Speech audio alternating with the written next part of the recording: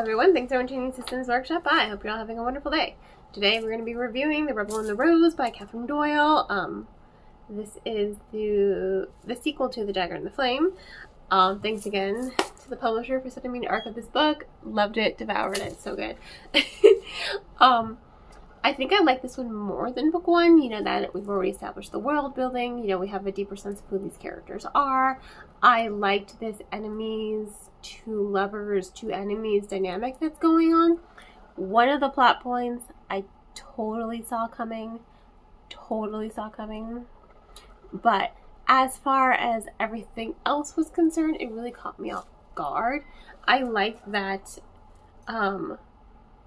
we're really delving into, sorry, I feel like I'm gonna like burp, into the magic system. And I like the whole saint system and how, you know, now our main character is a saint and she's like, I don't know what to do with this power. And then you have her friends who are just like, well, what can you do with this power? They just want to make some more light fire to fight, you know, the dark shadow magic that's going on in the realm. But then you have the brooding bad boy who she's in love with, and they're on like opposite sides, and she so expected him to run away with her, but instead he stayed, you know, with not the gang, the organization that he's in. He stayed in a way to kind of protect her, but now they're thrust together by the king. He's like, my nephew claims he's a saint. I need you to go him, as well as all these other self-proclaimed saints. And, you know, she's just sitting there like, oh shit, I'm a saint. How am I going to get behind this? I think that there's a lot of character growth in this novel. I think that now that the world building was fleshed out in book one, we're really getting into like the core of the mythology and the mythos behind the saints and the magic behind it. And I love the magic system and how it's unique to each person who gets, you know, their assigned sainthood. It's very different per person. I think the dynamics are also really, really fun because you've got these two groups of people and they are supposed to hate each other, but they form a connection, they form friendships. Even though there should be a lot of animosity between these two groups of people, it's still really, really fun to see it and to see it get explored. And I think that was probably the best thing for me, that it was a little bit more character driven versus plot driven.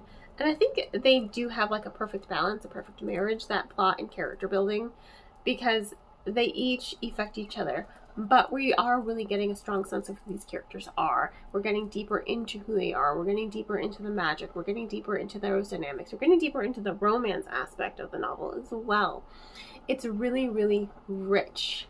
It's very rich. It's very hard to put down. I was reading it and I just didn't want to put down it. I'd read it and I would just lose time because I'm just like, oh my god, I have to put this book down. I have to go catch the bus and go to work. You know, true story. But I love when a book does that to me. I love when a book just kind of sucks me in and makes me forget, you know, the real world, because I'm so invested in these characters and in the funny banter that's going on in the book. I think it's just a fun novel. I mean that's all I can say. It's fun. It has a lot of tension. It has a lot of rising tension. It has really good pacing and plot twist to it. But again, I did see one of those plot twists coming a mile away. I'm like, it's him. And what was it? It was him. And I was just like, called it. But that was the only plot point that I saw coming. There we go. But it was just such a riveting, you know, it was a riveting novel. It was addictive. I didn't want to put it down. I couldn't put it down. I gave it to my friend. I'm like, I need you to read this. You will like it. She's like, I haven't finished book one. I'm like, I don't care. Hurry up and read this. You will enjoy it. And I really do think she will enjoy it. Because she likes things that are a little bit more character driven versus plot driven. And I do think that this novel especially more so than book 1. I do think book 1 was character driven, but I think this one is more character driven because you're reading the story, and like I said, the plot and the characters, it's a perfect intermixing of it. But because we're getting a little bit more into the characters and the banter and the humor and their personalities, it comes off as more character driven, which I really, really enjoy. It's a nice change of pace. You know, it's good to change pace every once in a while. But it was honestly such a good book. I cannot wait to see what's going to happen in book 3, because oh my god, that ending, I was like, okay, this is where we're at. All right. I can't wait to see what's going to happen in book 3. Please, publisher, please, be kind. Gift to me, book 2, book 3, por favor, please. Manifesting. So good. But yeah, honestly, really good book. Highly recommend it.